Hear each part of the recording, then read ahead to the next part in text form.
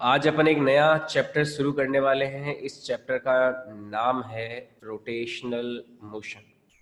Work energy power chapter पढ़ने के बाद में जो नेक्स्ट चैप्टर होता है जिससे हमें पढ़ना होता है फिजिक्स में, 11th क्लास की फिजिक्स में, वो है रोटेशनल मोशन। रोटेशनल मोशन में जैसे आप बोलोगे कि सर अभी हमने सर्कुलर मोशन तो पढ़ा ही है, तो सर्कुलर मोशन और रोटेशनल मोशन ये क्या अलग अलग हैं, कैसे हैं, अगर सेम है तो वापस क्यों पढ़ा जाता है रोटेशनल मोशन यहाँ पे। तो कुछ फंडामेंटल डिफरेंस होते हैं, उस वजह से रोटेशनल मोशन नाम का ये एक अलग से ही चैप्टर होता है। तो रोटेशनल मोशन क्या है, कैसे होता है, क्या नहीं होता है, ये बातें अपन विस्तार से आगे चर्चा करेंगे। थोड़ा बड़ा होता है ये चैप्टर, लेंदी होता है क्योंकि इसमें बहुत सारी चीज़ें इंक्लूड होती है। तो शुरुआत करते हैं आज रोटेशनल मोशन। तो let me take white board for you. तो today we are going to start rotational motion.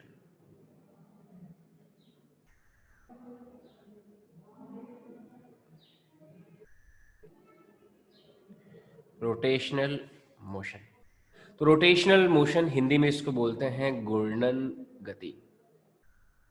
घूर्णन गति।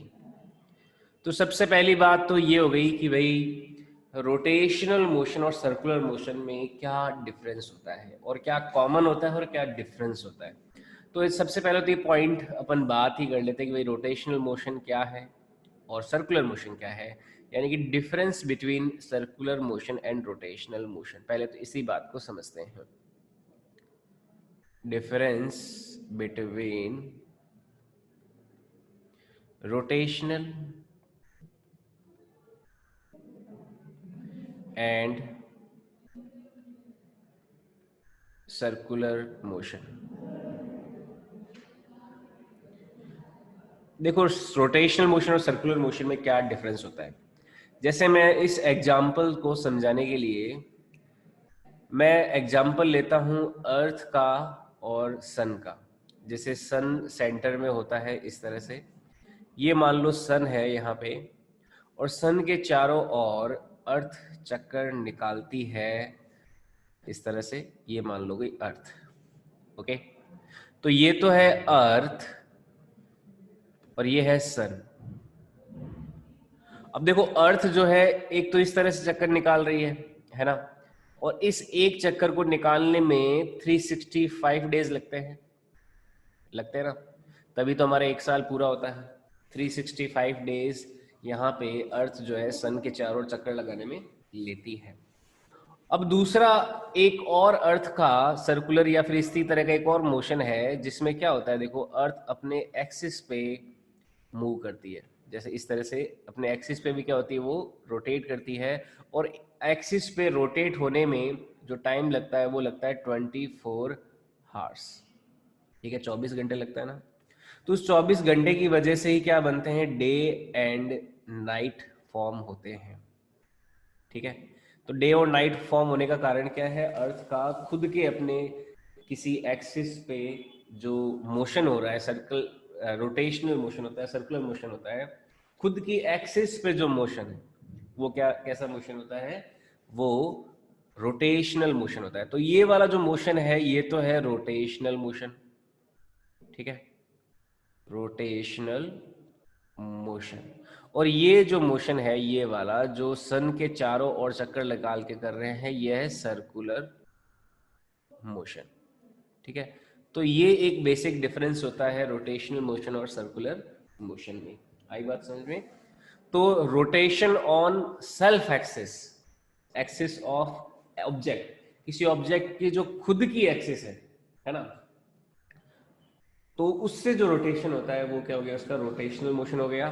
और सर्कुलर मोशन क्या हो गया, सर्कुलर मोशन में हालांकि देखो सर्कुलर मोशन रोटेशनल मोशन हो सकता है, और सर्कुलर मोशन क्या हो गया कि कोई बाहर एक्सिस है या फिर कोई कहीं और दूसरी एक्सिस है। जैसे जो अर्थ है रोटेट हो रही है, तो वो एक्सिस किधर से गुजर रही है, रोटेशन की एक्सिस ये गुजर रही है आपकी सन से होती हुई गुजर रही है। तो ये एक सर्कुलर मोशन हो गया। जैसे एग्जाम्पल के तौर पे न्यूक्लियस के चारों ओर इलेक्ट्रॉन चक्कर निकालता है। तो इलेक्ट्रॉन अपने खुद के एक्सिस पे स्पिन भी करता है और न्यूक्लियस के चारों चक्कर भी निकालता है। तो चारों चक्कर निकालने वाला जो मोशन है वो तो हो गया सर्कुलर मोशन, और खुद के एक्सिस पे जो मोशन कर रहा है वो क्या हो गया, रोटेशनल मोशन हो गया। अब रोटेशनल मोशन को और थोड़ा अंडरस्टैंड करेंगे। तो जैसे मान लीजिए ये कोई ऑब्जेक्ट है इस तरह का, ये कोई ऑब्जेक्ट है इस तरह का मान लीजिए ऐसे, और यहाँ पे कोई एक्सिस है, इस एक्सिस के अराउंड मान लो ये रोटेट करता है ऐसे, ऐसे कोई बड़ा ऑब्जेक्ट है, ये कोई बिग ऑब्जेक्ट है, दिस इज बिग ऑब्जेक्ट, और ये ऑब्जेक्ट जो है यहाँ पे ऐसे रोटेट करता है। तो रोटेशन में देखो क्या होगा, यहाँ से ये पॉइंट मान लो ए है, यहाँ से मान लो ये पॉइंट कोई बी है, तो ये ए पॉइंट भी रोटेट कर रहा होगा और ये बी पॉइंट भी रोटेट कर रहा होगा। ठीक है, अगर ध्यान से हम देखें तो ए जो है पॉइंट ए वो इस सर्कल के अलोंग रोटेट कर रहा होगा, जो पॉइंट बी है वो इस सर्कल के अलोंग रोटेट कर रहा होगा ना। तो कहने का मतलब क्या है, रोटेशनल मोशन में जो हमारा बॉडी जिसका रोटेशन मोशन हो रहा है उसका हर एक पॉइंट क्या करता है, सर्कुलर मोशन करता है। तो यहाँ पे एक पॉइंट यहाँ पे क्या इंपॉर्टेंट आ जाता है, नोट है ये इंपॉर्टेंट, ये क्या कहता है कि नोट क्या कहता है कि in rotational motion, in rotational motion every point on body, every point on body perform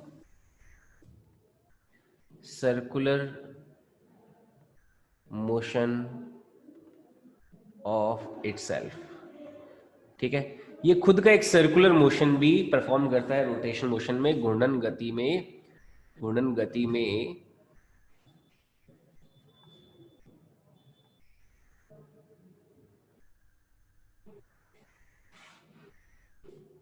एक मिनट, रोटेशनल मोशन में क्या होगा, घूर्णन गति में वस्तु के ऊपर निहित बिंदु स्वयं का कोई वर्ताकार गति करता है। अब यहाँ पे एक बहुत ही इंपॉर्टेंट चीज हम ऑब्जर्व कर सकते हैं, अगर मैं ये ए और बी पॉइंट के बीच की अगर मैं डिस्टेंस देखूं, क्या ए और बी पॉइंट के बीच की डिस्टेंस जब भी मोशन हो रहा होगा तो क्या ए और बी के बीच की डिस्टेंस चेंज होगी। यहाँ पे बहुत ही इंपॉर्टेंट प्रॉपर्टी हम यहाँ ऑब्जर्व कर सकते हैं कि ए बी रोटेट कर रहा है ऐसे इस सर्कल में, बी भी रोटेट कर रहा है, जब यहाँ पे ए पहुंचा तो बी यहाँ पे पहुंच चुका होगा, तो उनके बीच की जो डिस्टेंस है वो क्या होगी, चेंज नहीं होगी ना, है ना। तो एक इंपॉर्टेंट नोट यहाँ पे और क्या आ जाता है, ये इंपॉर्टेंट दूसरा नोट क्या होता है कि रोटेशनल मोशन में जब भी कोई रोटेशनल मोशन हो रहा है तो दो पॉइंट्स के बीच की डिस्टेंस क्या है, चेंज नहीं होती है। ठीक है, तो in rotational motion, in rotational motion distance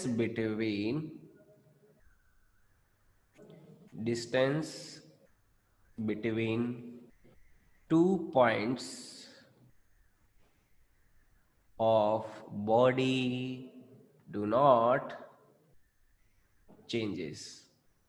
तो एक ये भी पॉइंट हो गया कि कोई दो पॉइंट्स जो है बॉडी के रोटेशनल मोशन में, उन दोनों पॉइंट्स के बीच की डिस्टेंस जो है रोटेशनल मोशन के दौरान वो चेंज नहीं होती है। तो ये एक बहुत इंपॉर्टेंट इसका एक प्रॉपर्टी हो गया रोटेशनल मोशन का।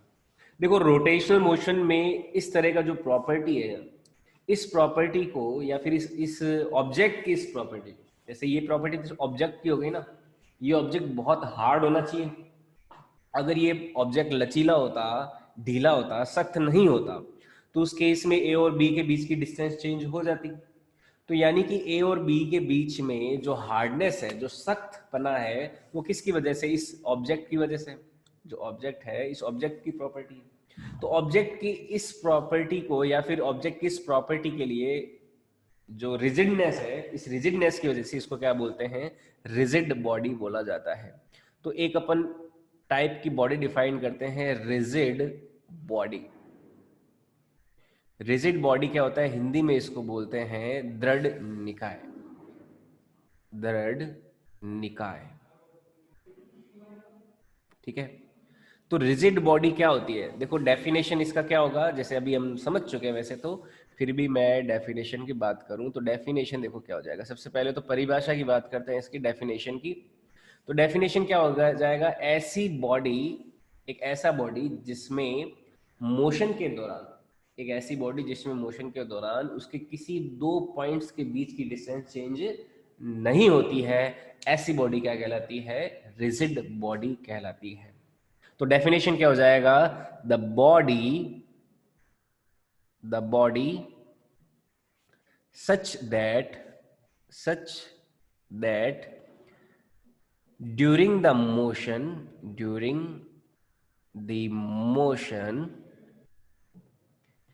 distance between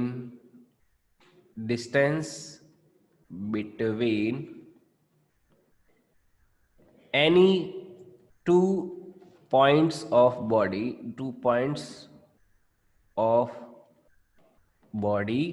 do not change is called rigid body. Rigid body एक ऐसा निकाय, हिंदी में एक ऐसा निकाय जिसमें गति के दौरान, एक ऐसा निकाय जिसमें गति के दौरान उस निकाय के किन्हीं दो बिंदुओं के मध्य की दूरी परिवर्तित नहीं होती है, वह दृढ़ निकाय या रिजिड बॉडी कहलाता है।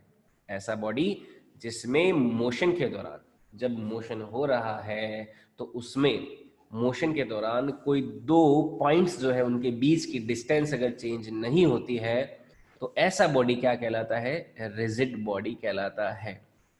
एग्जाम्पल के तौर पे जैसे बात करते हैं अपन फैन हो गया, पंखे के ऊपर आप कोई भी दो पॉइंट बना लीजिए, उन दो पॉइंट्स के बीच की डिस्टेंस चेंज नहीं होगी जब वो रोटेट कर रहा होगा, जब उसमें कोई रोटेशनल मोशन होगा। फैन हो गया, या फिर रॉड हो गया, कोई बहुत सख्त रॉड है, तो मान लो सख्त कोई रॉड है बहुत ही हैवी टाइप की इस तरह से, और जब ये रोटेट होगी ऐसे, मान लो ये रोटेट होती है, तो इसके दो कोई पॉइंट्स अगर आप ले लें, जैसे ये पॉइंट कोई ए हो गया और ये कोई पॉइंट बी हो गया, है ना, और ये कोई एक्सिस ऑफ रोटेशन ले लीजिए, तो रोटेशन के दौरान ए और बी के बीच की डिस्टेंस चेंज नहीं होगी, इस वजह से कैसी है, रिजिड बॉडी है। ये डिस्टेंस इनके बीच की हमेशा फिक्स रहेगी, तो ये कैसी हो गई, रिजिड बॉडी हो गई। फैन हो गया, रॉड हो गया, है ना, कोई भी जैसे स्टोन हो गया, कोई पत्थर हो गया, इस तरह से ये पत्थर का टुकड़ा है, कोई स्टोन है, और ये मान लो स्टोन को अपन इस तरह से रोटेट कराते हैं इस एक्सिस के अराउंड, तो ये क्या है, रिजिड बॉडी है, सख्त है ना। जहां पे हार्डनेस है ना, तो हार्डनेस एक आइडेंटिफिकेशन है रिजिड बॉडी का, ठीक है। ये मान लो स्टोन हो गया, तो ये भी क्या है, रिजिड बॉडी। ये क्या हो गया, कोई रॉड हो गया, ये भी क्या है, रिजिड बॉडी है, ठीक है। कोई बॉक्स हो गया, इस तरह से, इस तरह की जो बॉडीज होती है वो रिजिड बॉडीज कहलाती है। अब रिजिड बॉडी के जो मोशंस होते हैं, मोशंस कैसे हो सकते हैं, अब कोई स्टोन है, स्टोन को हम या तो उसको उसकी खुद की किसी एक्सिस पे रोटेट करवा सकते हैं, या फिर उसको हम लीनियरली आगे बढ़ा सकते हैं, मतलब सीधा आगे कहीं पे चल रहा है वैसे चला सकते हैं, या फिर हम रोटेट कराते हुए उसको आगे की ओर चला सकते हैं। तो कोई भी जो रिजिड बॉडी है उसके तीन तरह के मोशन पॉसिबल है। एक तो pure translational motion. Translational motion क्या हो गया, एक कोई सीधी लाइन में मोशन हो रहा है तो उसको हम क्या बोलेंगे, ट्रांसलेशनल मोशन बोलेंगे। एक प्योर रोटेशनल मोशन, यानी कि वो अपनी एक्सिस पे जब रोटेट हो रहा है, अपने एक्सिस पे रोटेट हो रहा है, तो उसको प्योर रोटेशनल मोशन बोलेंगे। और एक तीसरा टाइप का जिसको बोलेंगे कंबाइन मोशन। कंबाइन में ट्रांसलेशनल मोशन भी होता है, रोटेशनल मोशन भी होता है, यानी कि सीधा भी जा रहा है, रोटेट भी हो रहा है। तो तीन तरह के मोशन पॉसिबल होंगे एक रिजिड बॉडी के लिए। तो types of motion, types of motion for rigid body. एक रिजिड बॉडी जो होता है उसके कितने तरह के मोशन पॉसिबल है?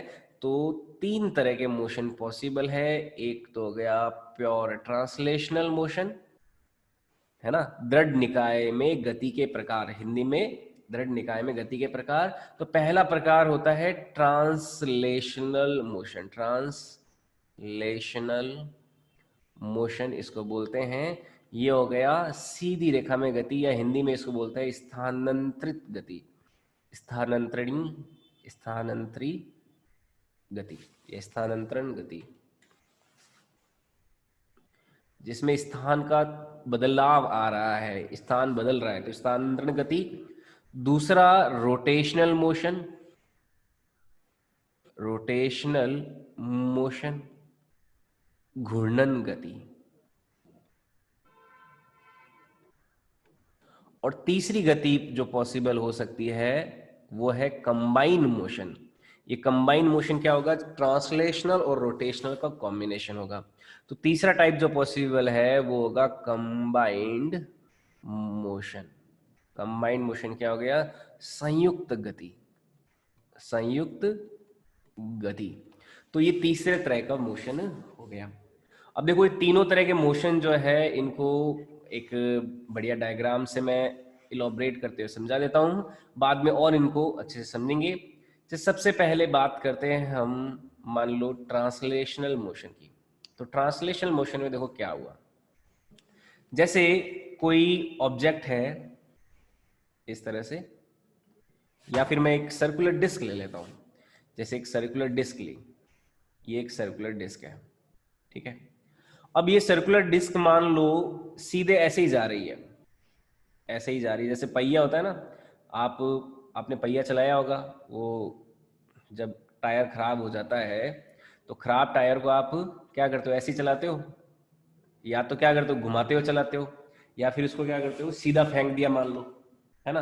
तो सीधा अगर फेंक दिया तो ये क्या करेगा? केवल ट्रांसलेशनल मोशन करेगा, उसके पास कोई वेलोसिटी ही होगी, केवल वेलोसिटी होगी उसके पास, ठीक है। जब मान लो सीधा फेंक दिया, सीधा फेंक दिया तो सीधे से जा रहा है, रोटेट नहीं कर रहा। अब यही पहिया मान लो इस तरह से रोटेट भी कर रहा है, इस तरह से रोटेशन कर रहा है। जैसे ये पहिया है और ये एक कोई जगह पे या किसी एक्सिस के सापेक्ष रोटेशन कर रहा है इस तरह से। इसके पास वेलोसिटी है लेकिन ओमेगा नहीं है, तो ये तो क्या हो गया? केवल प्योर ट्रांसलेशनल मोशन हो गया। और इस टाइप में क्या हो रहा है? केवल ओमेगा है, वेलोसिटी नहीं है, यानी कि वेलोसिटी तो इसका जीरो है, आगे की ओर वेलोसिटी जीरो है, आगे की ओर ये नहीं बढ़ रहा है, लेकिन इसके पास कोई ना कोई ओमेगा है, तो ओमेगा को मैंने क्या ले लिया? कोई नॉन जीरो ले लिया, यानी कि एंगुलर वेलोसिटी है। एंगुलर वेलोसिटी क्या होती है? जब किसी एंगल के रिलेटिव में कोई वेलोसिटी होती है तो उसको क्या बोलते हैं? एंगुलर वेलोसिटी बोलते हैं। अब देखो कंबाइंड मोशन में क्या होगा? कंबाइंड मोशन में मान लो कोई ऑब्जेक्ट है, तो उस ऑब्जेक्ट का अगर मान लो सर्कुलर मोशन भी हो रहा है, यानी कि वो आगे भी बढ़ रहा है, साथ साथ में रोटेट भी हो रहा है ना, ऐसे रोटेट भी हो रहा है और आगे भी बढ़ रहा है। जैसे कार का पहिया होता है ना, तो वो रोटेट भी होता है, वो आगे भी बढ़ता है। तो ये मोशन कैसा है? इसमें वेलोसिटी भी जीरो नहीं है, और आगे की ओर जो बढ़ने वाली वेलोसिटी है ये भी जीरो नहीं है, और ओमेगा भी जीरो नहीं है। तो इस तरह का मोशन क्या होता है? कंबाइंड मोशन होता है। जैसे हमारी कार का जो पहिया होता है वो आगे भी बढ़ता है, यानी ट्रांसलेशनल मोशन भी करता है, और साथ साथ में रोटेशनल मोशन भी करता है। तो ये मोशन कैसा है? कंबाइंड मोशन है। लेकिन जो पंखा होता है, जैसे इसका तो एग्जांपल लिख लीजिए आप, फैन। जो पंखा होता है प्योर क्या करता है? रोटेशनल मोशन करता है। फैन हो गया, या फिर चक्की में जो आटा पीसने वाला जो डिस्क हो गया, है ना। तो इस तरह के जो मोशन है वो कैसे हो गए? रोटेशनल मोशन हो गए, प्योर रोटेशनल मोशन। ये कौन सा हो गया? ये हो गया कार्स व्हील। जो कार का पहिया होगा, ठीक है, कार का पहिए, जो कार के पहिए हैं वो कैसा रोटेशन मोशन करते हैं? कंबाइंड मोशन करते हैं। और ट्रांसलेशनल मोशन की अगर बात करें, मान लो मैंने कार में ब्रेक लगाया, है ना, तो कार में ब्रेक लगाएंगे तो पहिया क्या होगा? पहिया रोटेशनल मोशन तो बंद कर देगा, घूमना बंद कर देगा, एकदम स्थिर हो जाएगा। और फिक्स होते हुए आगे की ओर बढ़ेगा। फिक्स होते हुए आगे की ओर बढ़ रहा है तो उस समय जो उसका मोशन हो रहा है वो कैसा मोशन होता है? ट्रांसलेशनल मोशन होता है। या फिर मैं इसको ऐसे भी बता सकता हूं, जैसे मान लो इसको मैं ब्लॉक एक बॉक्स में कन्वर्ट कर देता हूं, ठीक है। अब बॉक्स तो देखो रोटेट होने से रहा, और बॉक्स को किसी प्लेटफॉर्म पे ले लिया। अब ये जो बॉक्स है ये रोटेट नहीं होगा ना, ये रोटेट तो नहीं होगा, इस तरह से घूमेगा तो नहीं, ये केवल सीधा सीधा ही जाएगा इस प्लेटफॉर्म पे। तो ये इसका कैसा मोशन है? ट्रांसलेशनल मोशन है, ठीक है, स्थानांतरण गति है। आई बात समझ में? तो तीन तरह के मोशन पॉसिबल है, translational, rotational and combined motion. थोड़ा थोड़ा नोट्स लिख लेते हैं इस पे छोटा छोटा। तो ट्रांसलेशनल मोशन क्या होता है? ट्रांसलेशनल मोशन, सबसे पहले इसकी बात करते हैं। What is this translational motion? स्थानांतरण गति।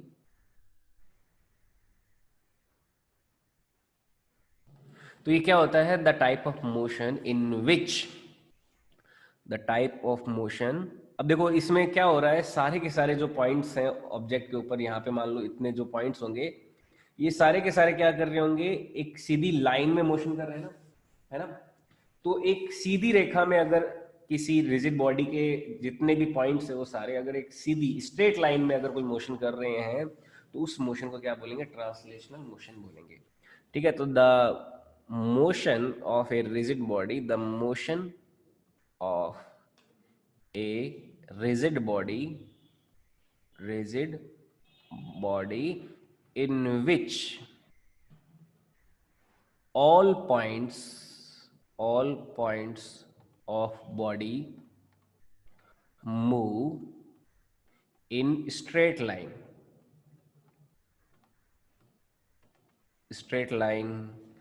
are called या फिर स्ट्रेट लाइन मूव होते हैं तो वो क्या होता है? ट्रांसलेशनल मोशन होता है।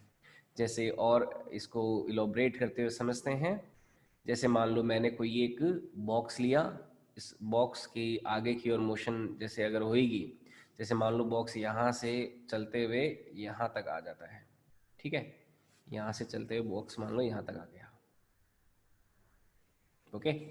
और ये कोई प्लेटफॉर्म है जिस पे ये बॉक्स चल रहा है।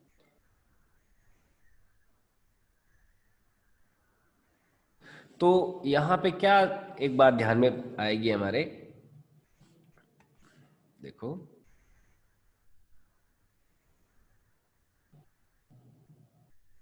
यहाँ पे क्या बात समझ में आती है। अगर मान लो मैं यहाँ पे कोई पॉइंट ले लूं, जैसे मैंने पॉइंट ले लिया मान लो यहाँ पे एक ए, यहाँ पे पॉइंट ले लिया बी, और यहाँ पे पॉइंट ले लिया सी। तो यहाँ पे ये पॉइंट ए यहीं पे ही है मोशन होने के बाद में, ये पॉइंट बी यहाँ पे है, और ये पॉइंट मोशन होने के बाद ये पॉइंट सी यहाँ पे है। तो ए से बी जाने के लिए ए से ए यहाँ पे पहुंचा मान लो, तो ये यहाँ से यहाँ तक पहुंचा ए, बी यहाँ से यहाँ तक पहुंचा, ठीक है, और सी यहाँ से यहाँ तक पहुंचा। तो अपन क्या कह सकते हैं, तीनों पॉइंट जो है, इन तीनों पॉइंट्स का जो मोशन हुआ है, all three points of A B C, इन तीनों पॉइंट्स का मोशन कैसा? स्ट्रेट लाइन मोशन नहीं हुआ क्या? मान लो इस पोजीशन पे ये कोई t बराबर 0 पे पोजीशन थी, और ये कोई t बराबर जनरल t समय पे पोजीशन थी। तो all A B C points move in straight line.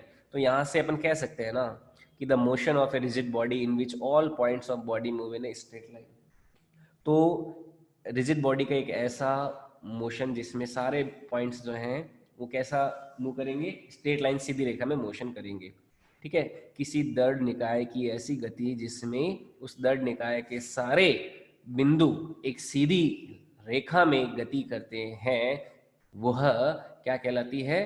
Translational motion कहलाती है। अब देखो ट्रांसलेशनल मोशन की खूबसूरती क्या है, मान लो यहाँ पे ये ए पॉइंट अगर एक्स चला है तो बी पॉइंट भी एक्स चलेगा और सी पॉइंट भी एक्स नहीं चलेगा क्या? तो यहाँ पे एक बहुत ही इंपॉर्टेंट पॉइंट क्या आ जाता है, पहला पॉइंट, कि ट्रांसलेशनल मोशन में सारे पॉइंट्स जो होते हैं वो सेम अमाउंट में डिस्प्लेसमेंट ट्रेवल करते हैं। All points of rigid body will have same displacement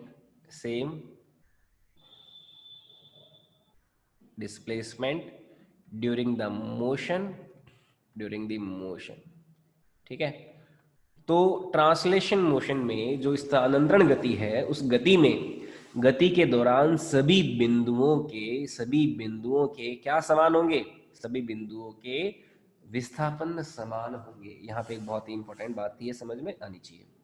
ठीक है, दूसरा पॉइंट देखो यहाँ पे, अगर डिस्प्लेसमेंट सेम है, डिस्प्लेसमेंट सबका सेम है और टाइम भी सबका सेम है, तो वेलोसिटी क्या होता है? डिस्प्लेसमेंट अपॉन टाइम होता है।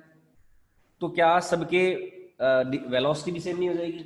यहाँ पे डिस्प्लेसमेंट सबका सेम है, यानी कि एक्स ए जो है वो एक्स बी के बराबर है और एक्स बी जो है वो एक्स कोई सी के बराबर है। तो यहाँ पे वेलोसिटी भी सेम हो गया। इसका मतलब क्या हो गया? अगर डिस्प्लेसमेंट अपॉन टाइम भी सेम हो जाएगा तो जो ए का लीनियर वेलोसिटी होगा वही बी का लीनियर वेलोसिटी होगा और वही सी का लीनियर वेलोसिटी भी होगा। तो नेक्स्ट इंपॉर्टेंट पॉइंट क्या आ जाता है कि all points of rigid body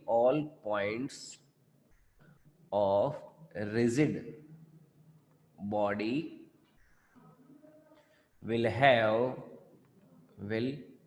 have same velocity during the motion। और ये किसके लिए है? ट्रांसलेशनल मोशन के लिए। ध्यान रखना, रिजिड बॉडी के लिए नहीं है ये। रिजिड बॉडी का अगर ट्रांसलेशनल मोशन हो रहा है तो उसके लिए बात हो रही है कि सारे पॉइंट्स का जो वेलोसिटी है वो भी क्या होगा? सेम होगा। अगर मैं इसे इसे बोलूँ, मान लो ये VA हो गया, VA, और ये कोई VB हो गया और ये कोई VC हो गया, तो ये सारी वेलोसिटीज क्या होगी? सेम होगी, VA, VB और VC। ठीक है, और वेलोसिटी मान लो चेंज हो रही हो तो उस केस में जो एक्सेलरेशन होगा वो क्या होगा? वेलोसिटी अपॉन टाइम, क्योंकि टाइम सबके लिए सेम होगा तो क्या एक्सेलरेशन भी सेम नहीं हो जाएगा? मान लो ये रिजिड बॉडी एक्सेलरेट हो रही होगी तो उनका एक्सेलरेशन भी क्या हो जाएगा? सेम हो जाएगा। Acceleration of A is equal to acceleration of B is equal to acceleration of C। तो all points have also will have same acceleration, also will have same linear acceleration।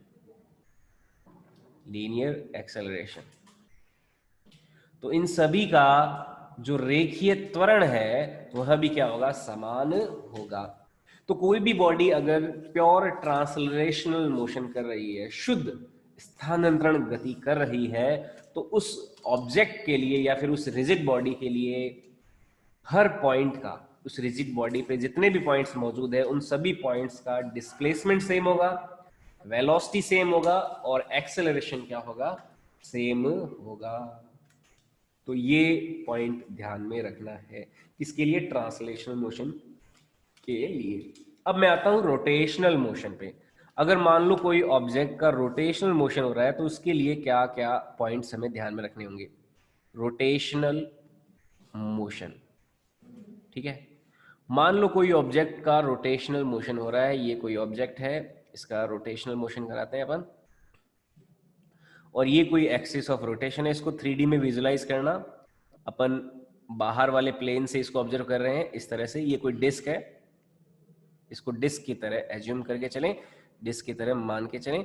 तो ये कोई डिस्क है जिस पर rotation हो रहा है और इस पे मान लो कोई पॉइंट्स हैं। ये पॉइंट हो गया कोई A, ठीक है, ये पॉइंट हो गया कोई B और ये पॉइंट हो गया कोई C। मान लो इस तरह से पॉइंट्स हैं। तो जो A का रोटेशनल मोशन होगा वो A इस तरह से सर्कुलर मोशन बनाएगा, A अपना, ठीक है। B जो है वो इस तरह से अपना सर्कुलर मोशन बनाएगा ऐसे,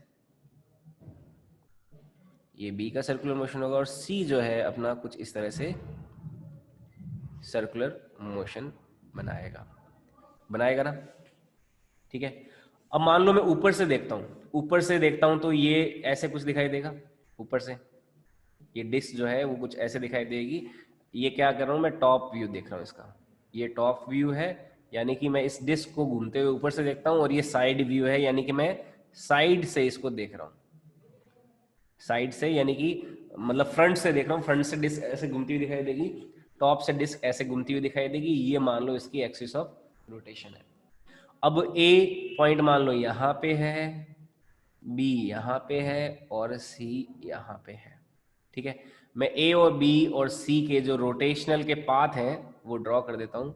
मान लो जो ए का रोटेशनल का पाथ है वो हो गया ये, जो बी का रोटेशनल का पाथ है मान लो ये हो गया ये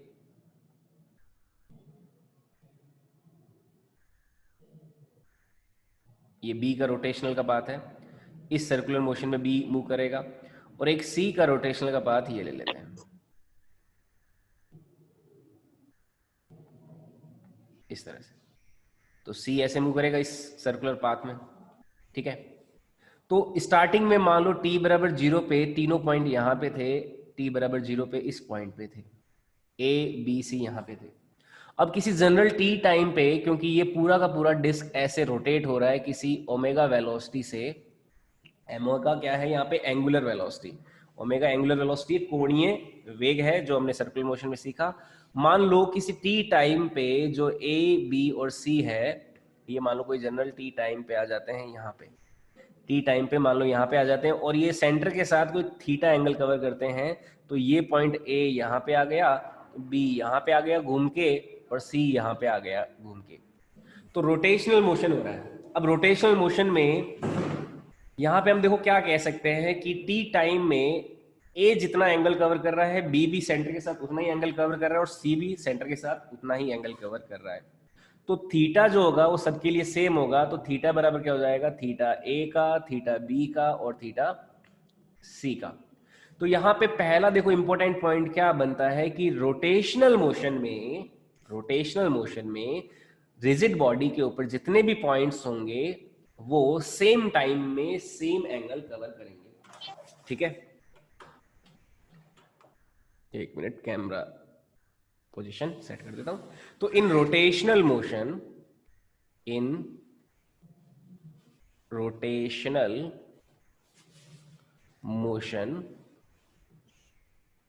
all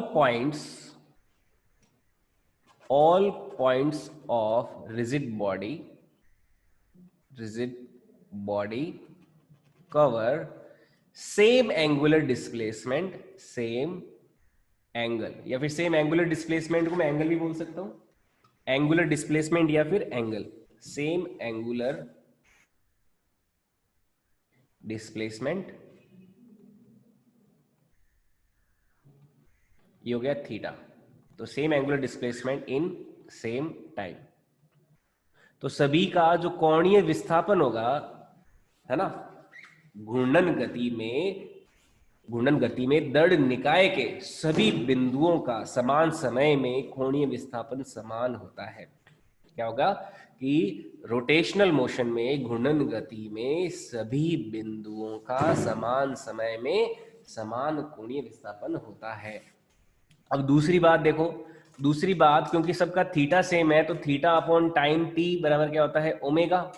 तो यानी कि ओमेगा जो होगा, ओमेगा ए, ओमेगा बी और ओमेगा सी तीनों का क्या हो जाएगा, सेम हो जाएगा। तो रोटेशनल मोशन में all points of rigid body will have same angular velocity. दूसरी इसकी जो प्रॉपर्टी हो जाएगी वो हो जाएगी all points of rigid body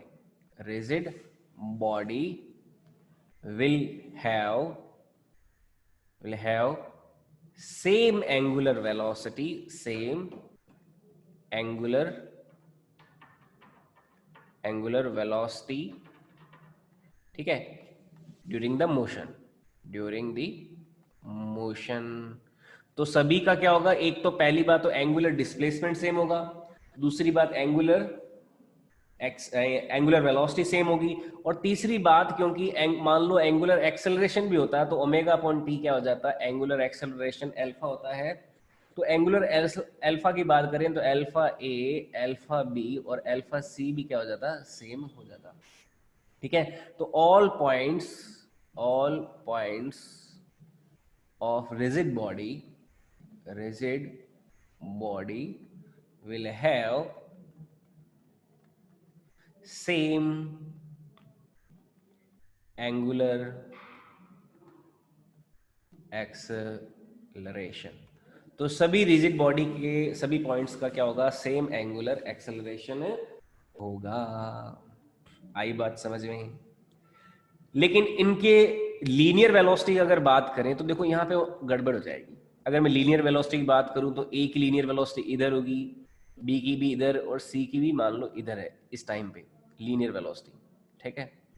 अब लीनियर वेलोसिटी देखो इनकी क्या होगी, क्योंकि सबके देखो ओमेगा सेम है, तो लीनियर वेलोसिटी के लिए हमें क्या करना होगा, v बराबर क्या होता है, v बराबर आर ओमेगा होता है ना, v बराबर क्या होता है, आर ओमेगा होता है।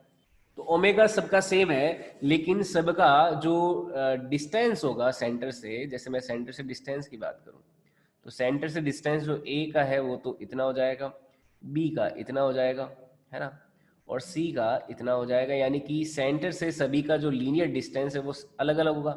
ये मान लो आर ए हो गया, आर ए अलग होगा, आर बी अलग होगा, और आर सी अलग होगा। आर सी ज़्यादा है आर बी से, फिर आर ए से। तो यहाँ पे लीनियर वेलोसिटी की बात करें तो वी ए जो होगा वो क्या हो जाएगा, आर ए इंटू ओमेगा हो जाएगा, ठीक है। जो एंगुलर वेलोसिटी उसमें आर ए का मल्टीप्लाई करेंगे, वी बराबर आर ओमेगा होता है, ये सर्कुलर मोशन में हमने सीखा।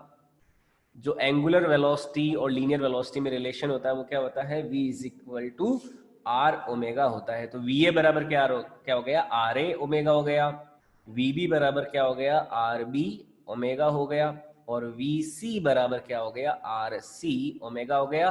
कहने का मतलब क्या है, जो लीनियर वेलोसिटी होगी वो तीनों पॉइंट्स की इक्वल नहीं होगी। या फिर यहां से अपन ये भी लिख सकते हैं कि जो सबसे दूर है उसकी लीनियर वेलोसिटी सबसे ज्यादा, क्योंकि ओमेगा सब में कॉमन है, आर सी, सी सबसे ज्यादा दूर, तो आर सी की वजह से वी सी सबसे ज्यादा, फिर किसका नंबर आएगा, वी बी का, और फिर किसका नंबर आएगा, वी ए का आएगा। तो जो लीनियर वेलोसिटी है जो सेंटर से सबसे ज्यादा दूर होगा उसकी लीनियर वेलोसिटी सबसे ज्यादा, फिर बी की सबसे कम, बी की उससे कम, और फिर ए की सबसे कम। यानी कि लीनियर वेलोसिटी सबकी सेम नहीं होगी। तो note, all will not have same linear velocity, all will not have same linear velocity। तो अभी हमने थोड़ा आइडिया ले लिया कि भाई ट्रांसलेशनल मोशन क्या है, रोटेशनल मोशन क्या है, इन दोनों मोशंस को किस तरह से हमें समझना है। ये जो पूरा चैप्टर है वो रोटेशनल मोशन पे चलेगा। पहले तो हम रोटेशनल मोशन की जितने भी प्रॉपर्टीज होती है, जो भी इसके बारे में जो बातें हैं वो सीखेंगे। उसके बाद में हम कंबाइंड मोशन भी पढ़ेंगे। कंबाइंड मोशन में रोलिंग मोशन होगा, है ना, जिसमें कंबाइंड मोशन में ट्रांसलेशनल प्लस रोटेशनल मोशन दोनों आएंगे। तो अभी आज के लिए अपन इतना ही रखते हैं, और यहाँ से आगे अपन नेक्स्ट क्लास में लेंगे। तो